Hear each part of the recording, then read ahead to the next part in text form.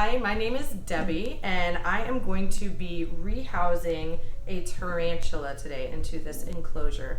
Normally, I like the Exoterra natural enclosures, but it was really busy this weekend at the shop, and we don't have any more. So this is going to be just fine. The tarantula that I have in here, she's a little bit stressed out because she had a car ride this morning, but it is a Nandu chromatus, or a Brazilian red and white. But she molted a little over a week ago, so she's going to go into a new enclosure. She's in a tiny one right now because I needed to keep an eye on her. She broke her fangs off the last molt, but she has some fresh new fangs, so she'll be able to eat properly. Now, what I'm going to be using for substrate is I have a mixture of sphagnum moss and some cocoa fiber, but I'm also going to be using some jungle mix, and that's gonna hopefully hold some humidity. So with this, you are going to want to consider the size of your tarantula. Now, this is a terrestrial tarantula. It is not arboreal, so the footprint of your tank should be, oops, there's a little bit of a plastic leaf that I left in there. The footprint of your tank is going to need to be bigger than what it is tall. And you don't want the enclosure to be so deep so the tarantula would take a fall. They're very fragile. And so I am going to be loading a bunch of the substrate up. And I got it super wet because I planned on putting springtails in here today, but we are out of springtails as well, and I was unaware of that until I came in. That was poor planning on my part. But springtails is they're itty bitty little bugs that will break down waste material. They'll help cut down on mold and just all the funky stuff that can be growing in your tank. You can also, some people have used isopods in tarantula enclosures, but I feel that, especially with this girl, she would probably eat anything that moves. So she has a good appetite, but like I said, she has not been able to hunt properly due to her fangs breaking off. So I'm gonna, now it looks like a ton of substrate, but that's totally fine because it will get packed down, and we want her to be very close to the top. So this is looking good, and she's gonna get quite large, so this enclosure will be fine for her for a while, but I might be putting her maybe in a couple years something that is larger than this. So here I have some frog moss as well, and I'm gonna be kind of putting this around the enclosure. I soaked it, oops, now I got it all nice and dirty. I soaked it in some water just to kind of hydrate it. Alrighty. And this is so much moss right here. This was a tiny brick of sphagnum moss, and all I did is I put it into this container with some lukewarm water, and it just literally grew into this gigantic, it wasn't even a full brick.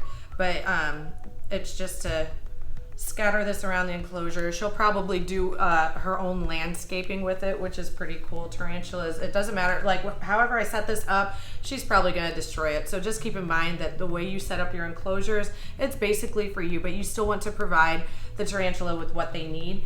Not every single tarantula is going to need as much humidity as this one will. There are some arid species, but this one, we're just gonna make sure that it stays nice and moist for her. I'm gonna dig this out a little bit. She will continue to dig, but we'll start a little burrow for her, and she can hide out under there. She can dig that out, I'm sure. Easy peasy.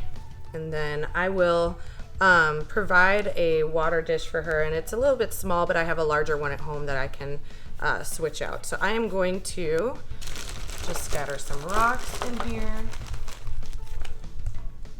And again, she will probably bury these, move these around. It is just basically so it looks nice. All right, I am going to wash my hands, and then we'll see about opening that enclosure up and seeing if she will behave for a transfer, hopefully. So I am going to very gently kind of assess her boltiness. These guys can bolt with short little bursts of energy, and they can be quite quick. So I have catch cups ready. Anytime that I've done a rehouse at home, if they ever bolt, I just kind of wait and see where they go. I get a nice clear open space, and if I need to, I'll cup them up and just kind of scooch them back in there. Alrighty.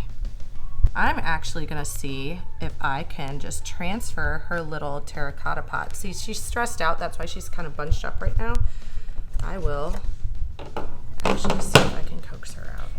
My hands are shaky. That is not the best for a tarantula keeper.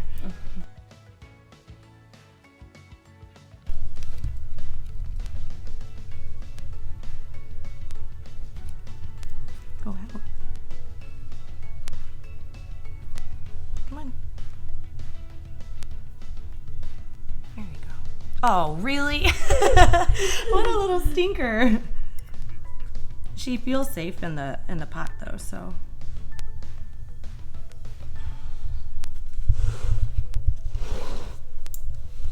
And I forgot my straw. Usually, to coax them out, I just use a drinking straw.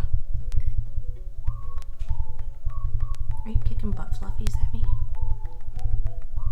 There we go. See, so she, here, I'll move this around so you can see her.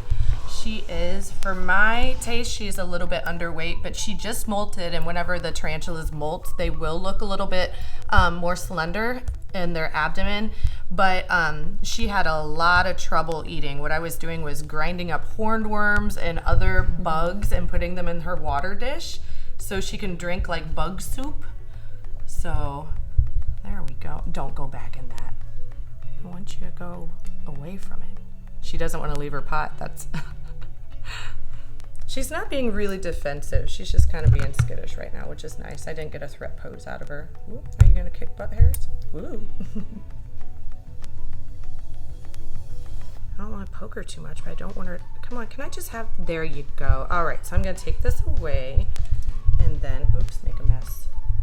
That actually was super, super easy. Okay. I might go get a cricket and see if she will eat.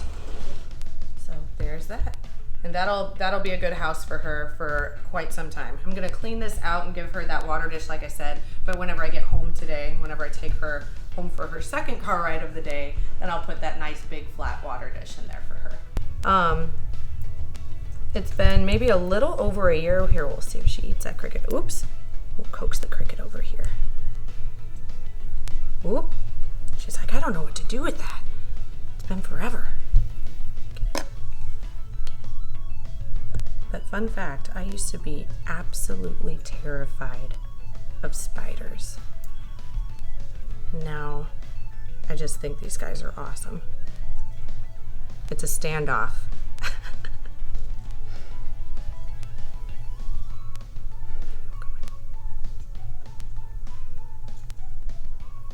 Oh, awesome. Yay. You can see her little fangs working.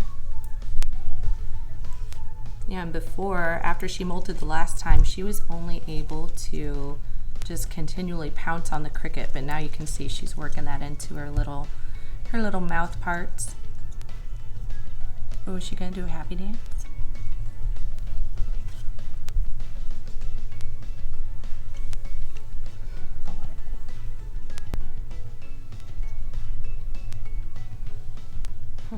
All right, well, I am going to let her finish her lunch, and thank you for watching. Next time I have another one of my mini tarantulas, I'll bring it up and do a rehouse for you guys.